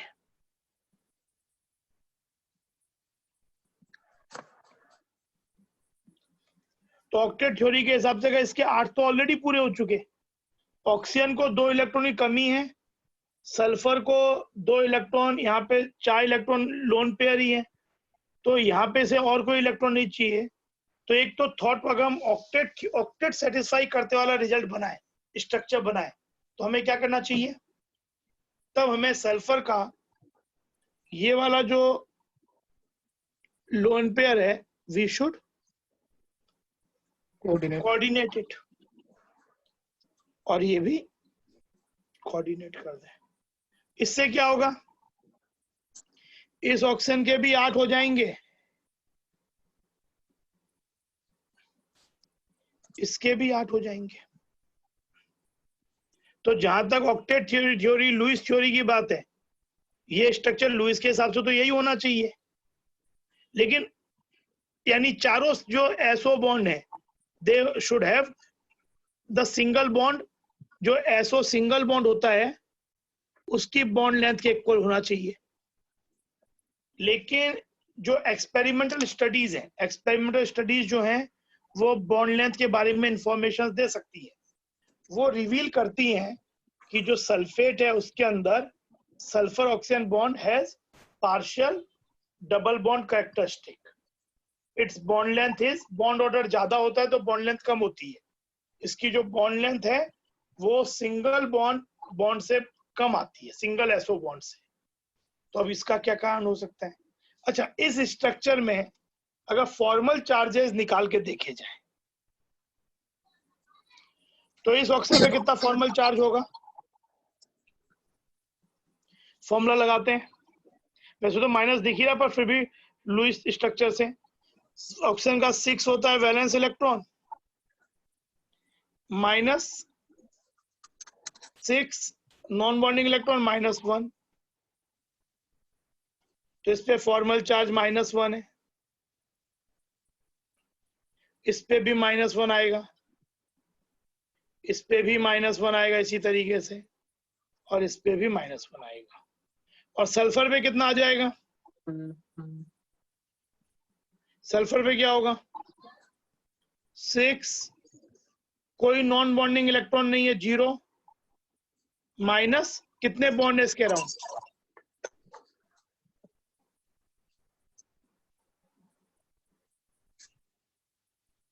4 बॉन्ड है।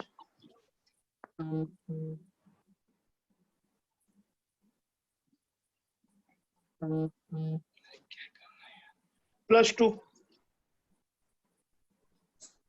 तो यानी इस पे +2 फॉर्मल चार्ज हो गया,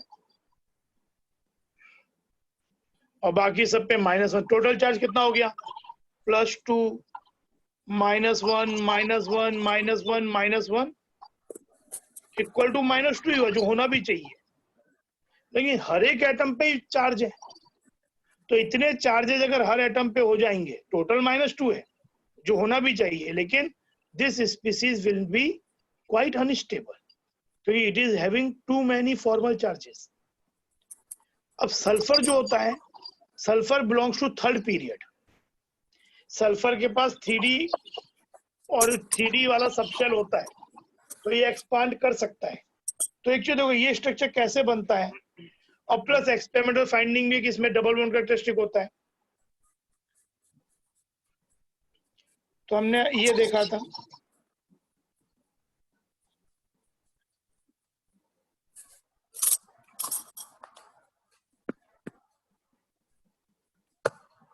इस पे एक्स्ट्रा इलेक्ट्रॉन आ गया,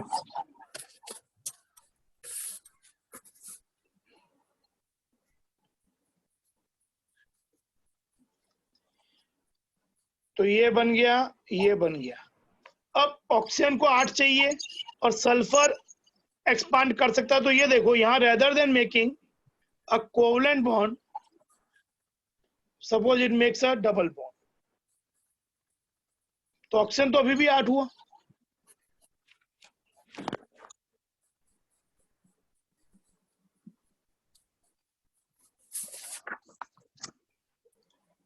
यहां पे भी ऑक्सीजन 8 हुआ। सल्फर कितना हो गया? सल्फर कितना हो गया इसमें?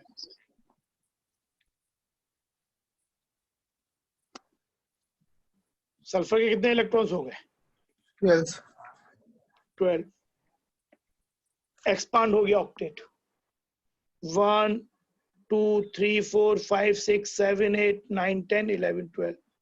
लेकिन इस एक्चुअली जो सल्फेट है उसकी एक्सपेरिमेंटल फाइंडिंग इस रिजल्ट से, इस स्ट्रक्चर से ज्यादा कंसिस्टेंट है। द रीजन इज कि एक तो इसमें देखो, अगर इसके अंदर हम इसका फॉर्मल चार्जेस निकालें तो इस ऑक्सीजन पे आएगा 6 माइनस 6 माइनस -1 -1 पर इसका आ जाएगा 6 -4। इसके अराउंड 2 बॉन्ड है, डबल बॉन्ड 0। इसके अराउंड भी 0। और सल्फर क्या हो जाएगा? 6 minus no non bonding electron, minus कितने बॉन्ड इसके अराउंड? 1 2 3 4 5 6। तो इसमें -2 चार्ज टोटल है, but that only it contains -1 charge on one oxygen, -1 on another. तो ये स्ट्रक्चर, और सल्फर एक्सपांड कर भी सकता है। तो सल्फर सल्फेट का एक्चुअली ये स्ट्रक्चर जो है, यही स्टेबल स्ट्रक्चर, ये भी एक, this is one of the resonant structure, it can be called. लेकिन ये वाला स्ट्रक्चर की एनर्जी इतनी हाई होगी कि it will practically not contribute much to the overall stability. अच्छा, इस सल्फेट के अभी हमने स्ट्रक्चर क्या बना दिया?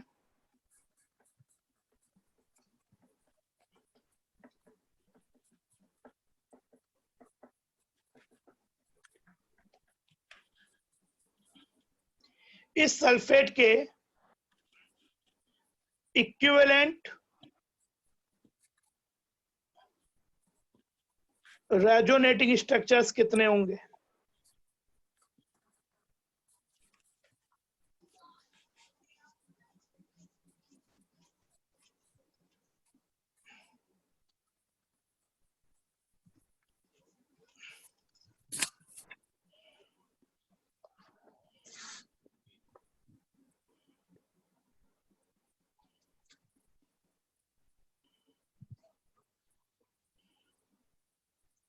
How many equivalent resonating structures?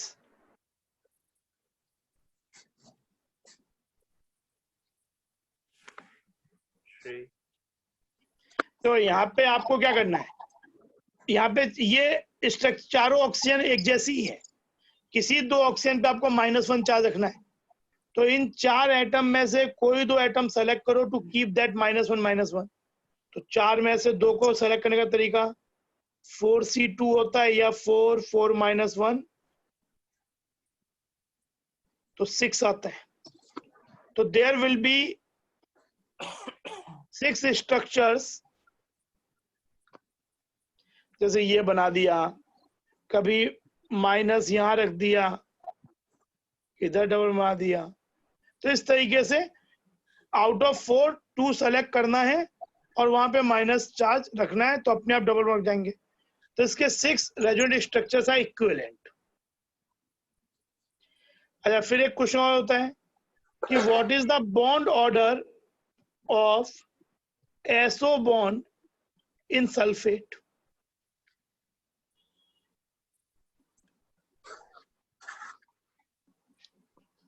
Sulphate में एसओ बॉन्ड का बॉन्ड ऑर्डर क्या है? क्या सल्फेट में एसओ बॉन्ड 2 सिंगल बॉन्ड और 2 पाई बॉन्ड वाले हैं? क्योंकि जब ये डिफरेंट स्ट्रक्चर बनाएगा तो actual structure will be somewhere hybrid of all. तो all structure will have characteristic between single to double bond. तो इसका अगर बॉन्ड ऑर्डर निकालना है तो कैसे निकालेंगे? इसके अंदर एक चीज देखो, इसमें सिग्मा बॉन्ड तो सब में क्या है, इंटैक्ट ही रहेगा। एक एक सिग्मा बॉन्ड जो है पहला वाला वो तो टूटता भी नहीं है रेजोनेंट स्ट्रक्चर में, तो वो तो रहेगा ही 1। मैं बॉन्ड ऑर्डर लिख रहा हूं, प्लस एक स्ट्रक्चर में कितने पाई बॉन्ड है? ये वाला पाई बॉन्ड है 2। और ये वाला पाई बॉन्ड है, तो एक इसमें 2 पाई बॉन्ड है। ये 2 पाई बॉन्ड कितने रेजोनेंट स्ट्रक्चर में घूम रहे हैं? 6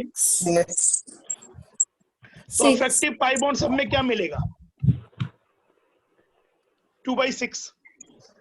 सिग्मा तो सबके पास है एक एक सिग्मा बॉन्ड, और 2 pi bond are moving in 6 resonant structure. तो कंट्रीब्यूशन क्या आ जाएगा? 2/6। तो इसका बॉन्ड ऑर्डर हो जाएगा 1 + 1/3 4/3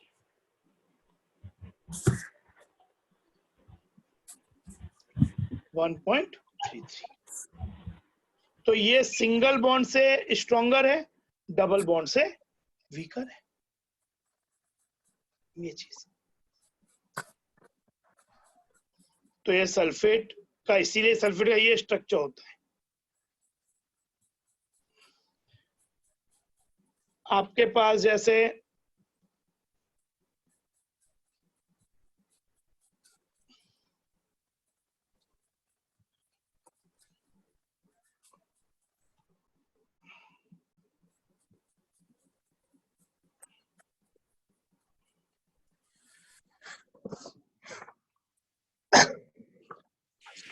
ये फॉस्फेट का स्ट्रक्चर है।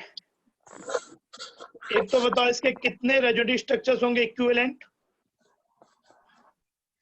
और बॉन्ड ऑर्डर बताओ पीओ का।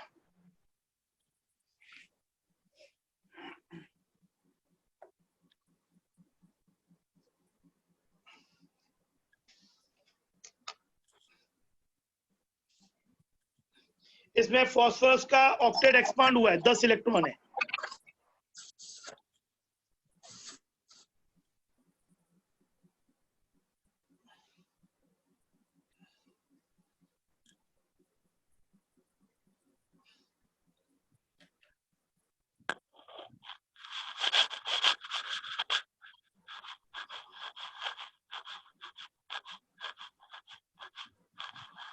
क्या होगा, कितने स्ट्रक्चर होंगे? 4। 4। एक बार यहाँ माइनस, एक बार यहाँ माइनस, मतलब एक बार यहाँ डबल बॉन्ड, एक बार इधर डबल बॉन्ड, एक बार इधर डबल बॉन्ड, एक बार इधर डबल बॉन्ड। तो 4 रेजोनेंट स्ट्रक्चर हो गए। Bond order 5/4। 1 + 1/4। एक पाई बॉन्ड 4 में घूम रहा है। फिर एक होता है पर क्लोरेट।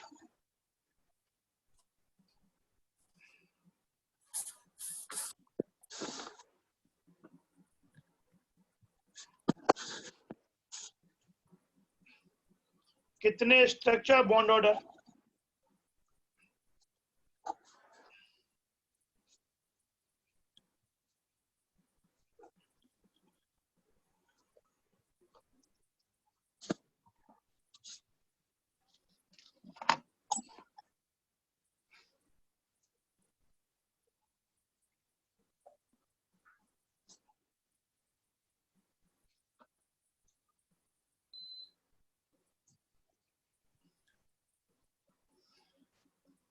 कितना होगा?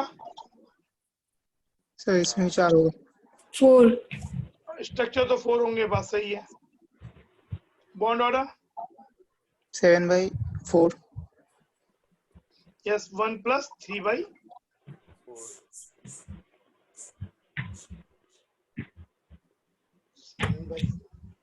तो इस तरीके से CO2 जो होता है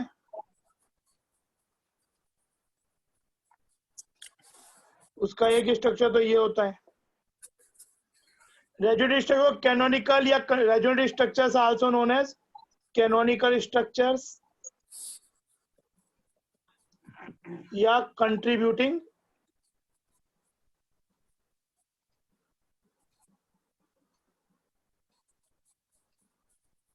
स्ट्रक्चर्स। एक ये होता है, एक CO2 का स्ट्रक्चर ये भी होता है।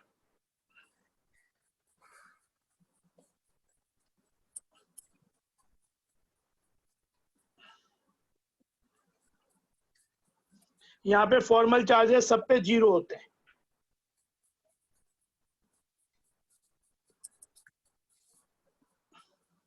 और यहाँ पे इस पे -1 फॉर्मल चार्ज होता है, इस पे +1 फॉर्मल चार्ज होता है। और एक structure, this is the symbol for resonant structure.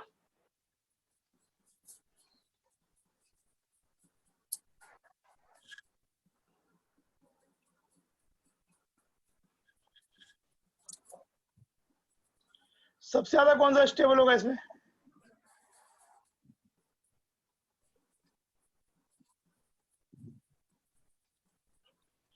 इसमें क्या इनमें बॉन्ड्स अलग अलग हैं? इसमें कितने बॉन्ड्स हैं? इसमें कितने बॉन्ड्स हैं? इसमें 4। इसमें कितने बॉन्ड्स हैं? 4। इसमें कितने बॉन्ड्स हैं? 4। ये तो इक्विवेलेंट ही है, ये तो आपस में इक्विवेलेंट भी है। तो यानी बॉन्ड तो सब में एक जैसे ही है, number of bonds.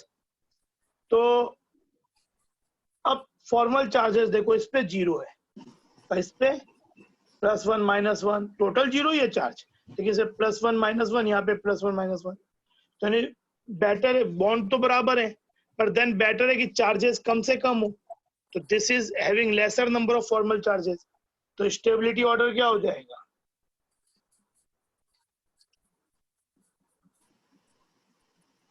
One more stable then 2 = 3। अगर एनर्जी इसका वो डायग्राम बनाएंगे तो इसमें 1 सबसे नीचे आएगा, 2 3 एक लेवल पे आएंगे, और जो एक्चुअल स्ट्रक्चर है वो सबसे यहाँ पे आ गया, और इनके बीच का जो डिफरेंस है that will be called resonance of this CO। तो यहाँ पे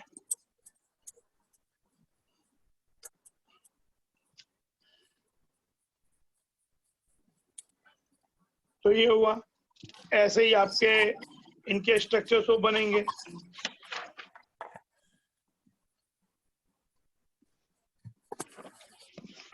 आज आज मैं यही छोड़ूंगा। आज जाके मटेरियल में पेज नंबर 1 to 9 पढ़ लेना। Yes methods of drawing Lewis dot structure जो है अभी जो मतलब 9-10 पेज पे दिया है, का पढ़ना है पढ़ लेना। मैं इसलिए बता दे रहा हूँ क्योंकि अल्टीमेटली ये चीज रिडंडेंट हो जाएगी।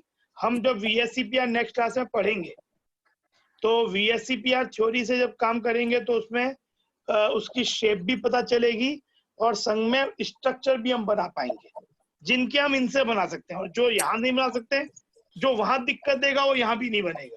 तो अल्टीमेटली हमारे लिए ये पढ़ना रिडंडेंट हो जाएगा, किसी काम का नहीं रहेगा from examination point of view. तो अभी वैसे तो लुईस स्ट्रक्चर आप नॉर्मल लॉजिक से ही बनाते हो, कोई फॉर्मूला तो होता ही नहीं है, पर फॉर्मूला अगर है भी तो VSCPR में जो फॉर्मूला पढ़ाऊंगा उससे लुईस स्ट्रक्चर भी संग संग बन जाएंगे। तो हमारा वही काम हो जाएगा। तो जो नेक्स्ट क्लास होगा उसमें हम VSEPR थ्योरी पढ़ेंगे। बॉन्ड जो रेजोनेटिव स्ट्रक्चर्स हैं उनके मतलब हल्का आइडिया दे दिया है, बाकी जो डिटेल्स हैं जब हम ऑर्गेनिक पढ़ेंगे इलेक्ट्रिकल इफेक्ट, तो वहां पे क्योंकि ज्यादातर जो क्वेश्चंस रेजोनेंस पे आते हैं वो ऑर्गेनिक रिलेटेड आते हैं। इसका नहीं कि ऑर्गेनिक में रेजोनेंस फिनोमेनन कुछ अलग हो गया और इनऑर्गेनिक का अलग है, चीज एक ही है, लेकिन एग्जामिनेशन पैटर्न में जो resonance related questions, stability compare करना, ये सब ऑर्गेनिक के रेस्पेक्ट में ज्यादा आता है, तो वहीं हम इसके डिटेल्स और ज्यादा क्वेश्चंस करेंगे। अभी जस्ट एक आइडिया इंट्रोड्यूस कर दिया कि जो स्ट्रक्चर्स क्या होते हैं, क्योंकि अगले क्लास में कुछ स्ट्रक्चर्स के हम बनाएंगे कुछ चीज। ठीक है, तो आज मैं यहाँ जैसा 10 मिनट पहले छोड़ूंगा और फिर कल तो हम लोगों का एडवांस्ड स्टोइकोमेट्री है और फिर जैसे रूटीन तो भेजा ही है मैंने, ठीक है ना? ठीक है, आज मैं मीटिंग एंड कर रहा हूँ फिर, है? ठीक है सर।